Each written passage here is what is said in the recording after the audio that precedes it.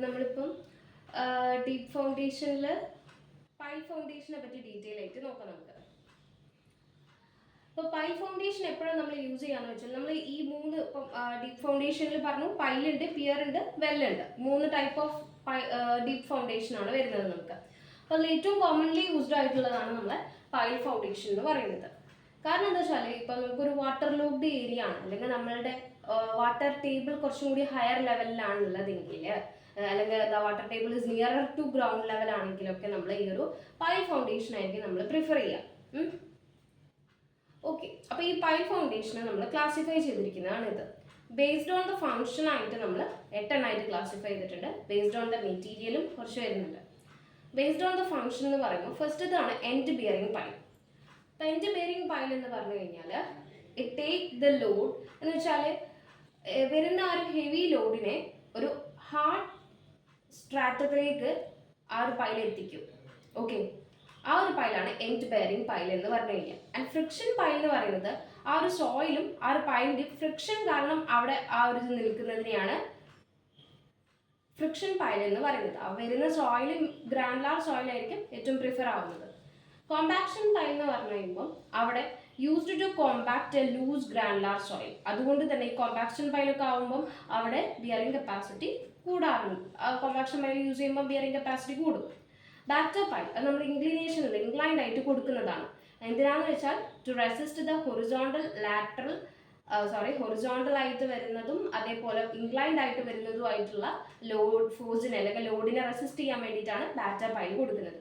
And fender pile എന്ന് പറയുന്നത് നമ്മൾ കോൺക്രീറ്റ് ഡെക്ക് അല്ലെങ്കിൽ അതർ വാട്ടർ ഫ്രണ്ട് സ്ട്രക്ചേഴ്സ് ഒക്കെ ഉണ്ടാവില്ലേ, അതിനെ പ്രൊട്ടക്ട് ചെയ്യുക അഗെയിൻസ്റ്റ് ഷിപ്പ്. ഓക്കെ, അതിനാണ് നമ്മൾ ഫെൻഡർ പൈൽ അവിടെ ഉണ്ടാക്കുന്ന പൈലാണ് ഫെൻഡർ പൈൽ. ആൻഡ് അതിൻ്റെ ഒരു ഗ്രൂപ്പിനെയാണ് നമ്മൾ പറയുന്നത്. Group of the fender pile is called dolphin എന്ന് പറയുന്നത്.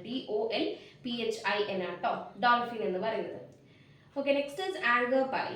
ആങ്കർ പൈൽ എന്ന് പറഞ്ഞാൽ നമ്മൾ ഷീറ്റ് പൈലിങ്ങും അതേപോലെ അത് പുള്ളിങ് ഫോഴ്സുകളും കാരണം ഒരു ഹൊറിസോണ്ടൽ പുള്ള് ഉണ്ടാവും അവിടെ.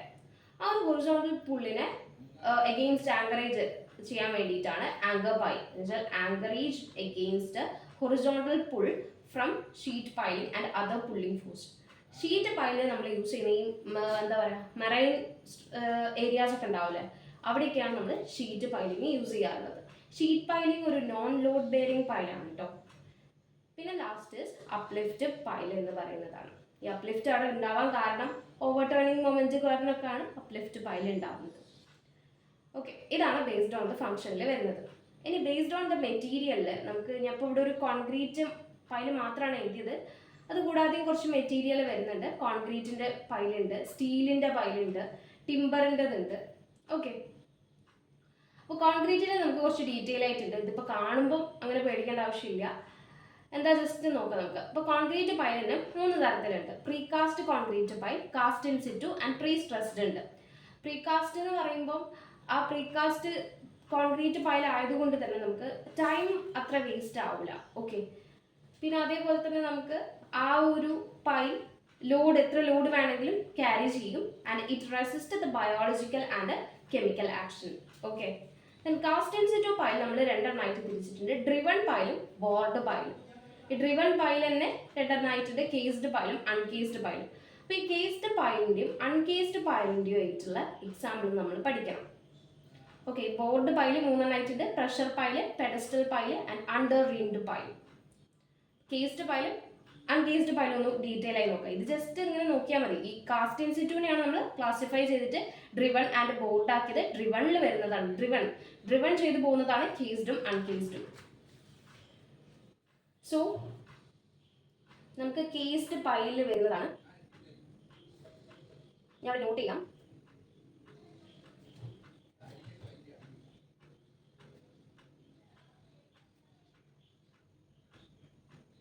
സോ ഈ ഒരു എക്സാമ്പിൾ, ഇതൊക്കെയാണ് ഇതിൻ്റെ എക്സാമ്പിൾ എന്ന് പറഞ്ഞാൽ. സ്വീജ്, ഓക്കെ, പിന്നെ റീമോണ്ട്, പിന്നെ ബട്ടൺ ബോട്ടം, പിന്നെ മോണോ ട്യൂബ് എന്ന് പറയുന്നത്. ഓക്കെ, സ്വീജ് ജസ്റ്റ് എക്സാമ്പിൾസ് നമ്മൾ ഓർത്ത് വെച്ചാൽ മതി. ആൻഡ് അൺകേസ്ഡ് പൈൽ വരുന്നത് നോട്ട് ചെയ്യാം.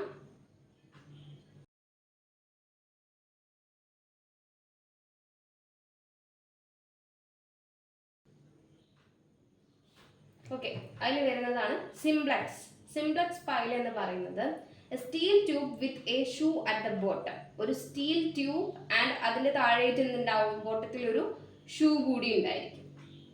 അതാണ് simplex pile, steel tube with a shoe at the bottom. And Franki pile എന്ന് പറഞ്ഞു കഴിഞ്ഞാൽ എങ്ങനെയാണെന്ന് വെച്ചാൽ എൻലാർജ്ഡ് ബേസ് ആയിരിക്കും വരുന്നത്. ഓക്കെ, ബേസ് കുറച്ചുകൂടി എൻലാർജ്ഡ് ആയിട്ടായിരിക്കും. ആൻഡ് കൊറുഗേറ്റഡ് സ്റ്റെമ്മ. ഫ്രാങ്കി പൈൽ എന്താ, കൊറുഗേറ്റഡ് ആയിട്ടുള്ള ഒരു സ്റ്റെം ആയിരിക്കും ആൻഡ് എൻലാർജ്ഡ് ബേസും ആയിരിക്കും വരുന്നത്. ആൻഡ് ഈ ഒരു ബേസ് ഉണ്ടല്ലോ, that is filled with concrete. Okay, and next is വൈബ്രോ pile എന്ന് പറയുന്നത്. ആൻഡ് അത് നമ്മളോട് ചോദിക്കാറുള്ളത് എപ്പോഴും. അപ്പം അതെന്ന് പറയുന്നത് നമ്മളോട് ഇങ്ങനെ ഒരു സെന്റൻസ് ചോദിക്കും, little resistance to flow of concrete. അത് വരുന്ന കഴിഞ്ഞാൽ എന്താണ്, വിബ്രോ പൈലാണ് വരുന്നത്. Okay, little resistance to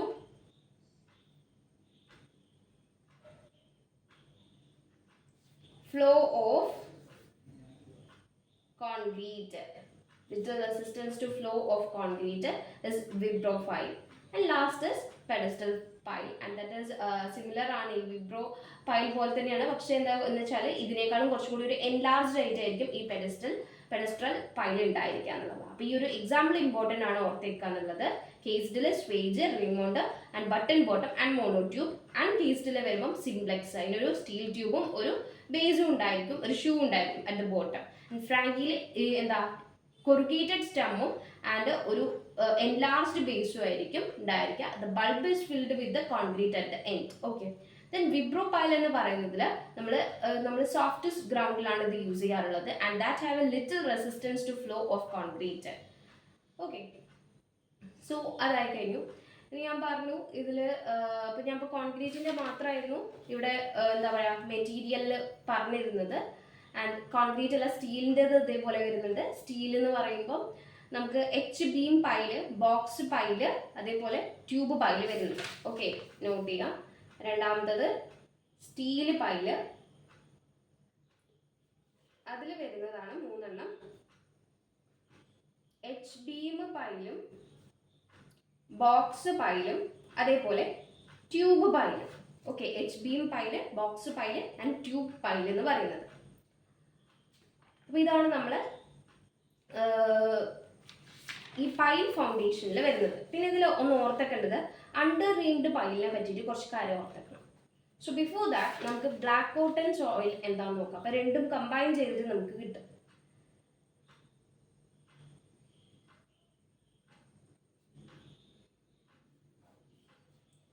black cotton soil എന്ന് പറയുന്നതിന് നല്ല ഹൈ പ്ലാസ്റ്റിസിറ്റി കാണിക്കുന്ന ഒരു കോൺക്രീറ്റ് ആണ് ബ്ലാക്ക് കോട്ടൺ സോയിൽ. എന്ന് വെച്ചാൽ ഒരു സോഫ്റ്റ് ലൂസ് ആയിട്ടുള്ള ഒരു സോയിലാണ്. അതിൽ നമ്മൾ കുറച്ചൊന്ന് വെള്ളം പറഞ്ഞു കഴിഞ്ഞാൽ അത് സ്വെല്ലാവുകയും വെള്ളമില്ല ഒന്ന് വെള്ളമൊക്കെ വറ്റി ഉണങ്ങി പോകുന്ന സമയത്ത് അതൊന്ന് ഷ്രിങ്ക് ആവുകയും ചെയ്യും. അങ്ങനെ ഈ ഒരു സ്വെല്ലും ഷ്രിങ്കും ഒക്കെ നടക്കുന്നത് കൊണ്ട് തന്നെ അതിന് ക്രാക്ക് വരാനുള്ള സാധ്യത കൂടുതലാണ്. ഓക്കെ, ഇപ്പം സാധാരണ ഇങ്ങനെ വരുന്നതിന് നമ്മൾ റാഫ്റ്റ് ഫൗണ്ടേഷൻ ആണ് കൊടുക്കാറുള്ളത്. പക്ഷേ ഏറ്റവും കൂടുതൽ പ്രിഫർ ചെയ്യുന്നത് നമ്മൾ ഇങ്ങനത്തെ സോയിലിനെ അണ്ടർ റീംഡ് പൈൽസ് ആണ്. അണ്ടർ റീംഡ് പൈൽസ് ആണ് നമ്മൾ യൂസ് ചെയ്യുന്നത്. സോ എന്താണ് അണ്ടർ റീംഡ് പൈൽസ് എന്ന് ചോദിച്ചു കഴിഞ്ഞാൽ ഒരു സ്റ്റെം ഉണ്ടായിരിക്കും.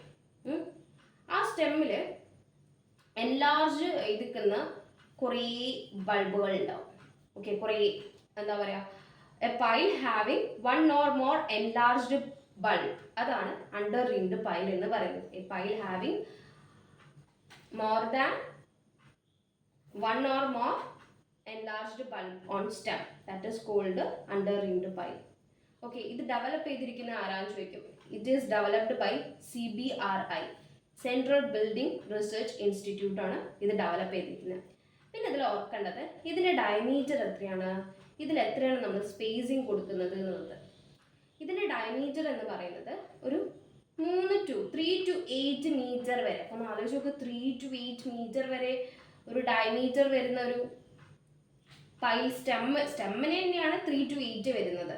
അല്ലെങ്കിൽ നമുക്ക് വേറെ രീതിയിൽ ഫൈൻഡ് ചെയ്യാം, 2.5 times of the diameter of A pile stem. അതിൻ്റെ ടോട്ടൽ ഡയമീറ്റർ ആയിരിക്കും. സ്റ്റെമ്മിൻ്റെ ഡയമീറ്ററിൻ്റെ 2.5 ടൈംസ് ആയിരിക്കും ഇതിൻ്റെ ഡയമീറ്റർ എന്ന് പറഞ്ഞാൽ. സ്പേസിങ് നമുക്ക് 2 to 4 മീറ്റർ ആണ് സ്പേസിങ് നമ്മൾ പ്രൊവൈഡ് ചെയ്യുന്നത്. ആൻഡ് പിന്നെ നമുക്ക് ഇതിൽ പറയാനുള്ളത് അതിൻ്റെ വേർട്ടിക്കൽ ഡിസ്റ്റൻസ്, ഈ ബൾബിൻ്റെ വേർട്ടിക്കൽ ഡിസ്റ്റൻസ് എത്രയാണെന്നുള്ളത്, ഈ രണ്ട് ബൾബിൻ്റെ വേർട്ടിക്കൽ ഡിസ്റ്റൻസ് എത്രയാണ് പ്രൊവൈഡ് ചെയ്യുന്നതെന്നുള്ളതാണ്. അപ്പോൾ അത് 1.25 to 1.5 times of the diameter of bulb. അപ്പോൾ ബൾബിൻ്റെ ഡയമീറ്റർ ഇപ്പം ഇങ്ങനെ കണ്ടുപിടിച്ചു നമ്മൾ ബൾബിൻ്റെ ഡയമീറ്റർ. ഓക്കെ, അത് ഇൻറ്റു 1.25 to 1.5 ടൈംസ് ചെയ്ത് കഴിഞ്ഞാൽ നമുക്ക് ഇതിൻ്റെ വേർട്ടിക്കൽ ഡിസ്റ്റൻസ് ഫൈൻഡ് ചെയ്യാൻ പറ്റുന്നുള്ളതാണ്. ഓക്കെ, ഇതിൻ്റെ ബിയറിംഗ് കപ്പാസിറ്റി ഒരു 50% ആണ് വരുന്നത്. അത്രയൊക്കെ തന്നെ. അപ്പോൾ ഇതാണ് നമുക്ക് അണ്ടർ റീംഡ് പൈലിൽ പറയാനുള്ളത്. ഇനി നമുക്ക് സെക്കൻഡ് വൺ ആയിട്ടുള്ള, ഇതിപ്പോൾ നമ്മൾ എന്താ പറഞ്ഞത്, പൈൽ ഫൗണ്ടേഷനെ പറ്റിയിട്ടാണ് പറഞ്ഞത്. ഇനി പിയർ ഫൗണ്ടേഷനെ പറ്റി പറയാം. പിയർ ഫൗണ്ടേഷൻ എന്ന് പറയുമ്പോൾ നമ്മൾ ഓർമ്മിക്കേണ്ടത്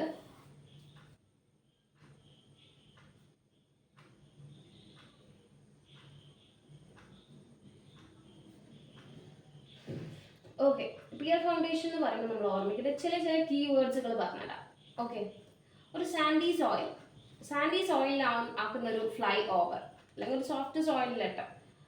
അപ്പോൾ അതൊക്കെ ഈ ഒരു പിയർ ഫൗണ്ടേഷനിലാണെങ്കിലാണ് flyover in sandy soil or soft soil. Sandy soil എന്ന് വെച്ചാൽ അവിടെ ഉദ്ദേശിച്ച ഫ്ലൈ ഓവർ ഇതൊന്നും ഉദ്ദേശിച്ചിരിക്കുന്നത് ഒരു ഹെവി ലോഡുള്ള ഒരു സ്ട്രക്ചർ. ഇപ്പോൾ ഫ്ലൈ ഓവർ മാത്രമല്ല വേറെ എന്തെങ്കിലും ആയിക്കോട്ടെ, ഒരു ഹെവി ലോഡ് വരുന്ന ഒരു സ്ട്രക്ചർ.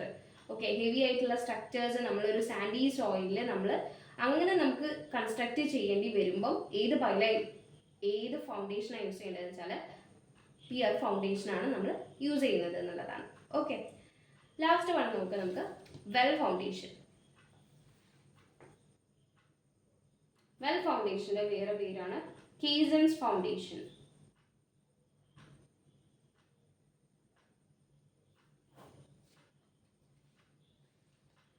സോ ഇതെന്ന് പറയുന്നത് നമ്മൾ ബ്രിഡ്ജിലാണ് ഏറ്റവും കൂടുതൽ. അപ്പോൾ ബ്രിഡ്ജ് എന്ന് കണ്ടു കഴിഞ്ഞാൽ ഈ ഒരു ഓപ്ഷന് വെൽ ഫൗണ്ടേഷൻ എന്ന് പറഞ്ഞിട്ടില്ല. ഓക്കെ, ഇതിൽ മെയിൻലി നമ്മളിത് മൂന്നായിട്ട് ക്ലാസിഫൈ ചെയ്തിട്ടുണ്ട്. ബോക്സ് കീസൺ, ഓപ്പൺ കീസൺ,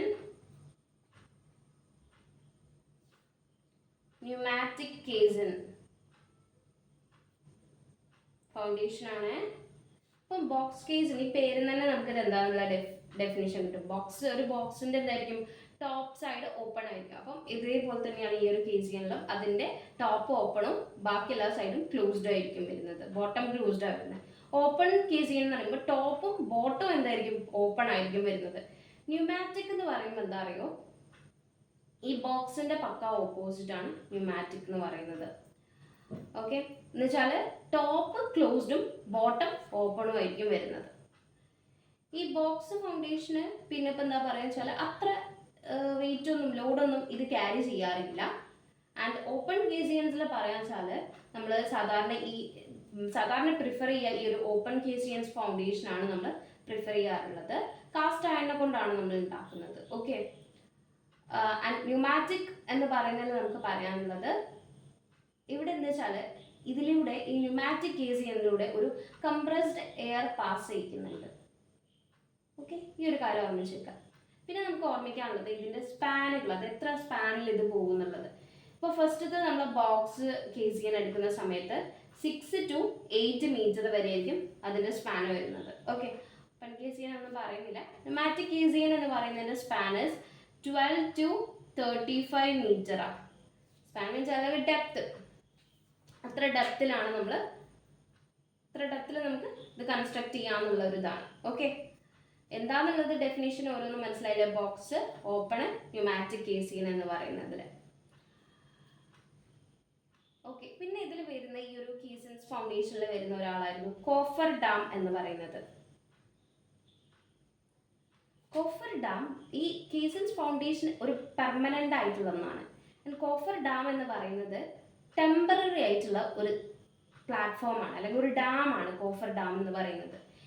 അതിൻ്റെ പേർപ്പസ് എന്താണെന്ന് വെച്ചാൽ നമ്മൾ ഈ ഇറിഗേഷൻ എഞ്ചിനീയറിംഗിൽ നമ്മൾ പഠിക്കുന്നുണ്ട്. ഇത് കോഫർ ഡാം എന്ന് പറഞ്ഞിട്ട് ഡാമിൻ്റെ ക്ലാസിഫിക്കേഷനിൽ വരുന്നുണ്ട്, മിസ്ലീനിയസ് ക്ലാസിഫിക്കേഷനിൽ.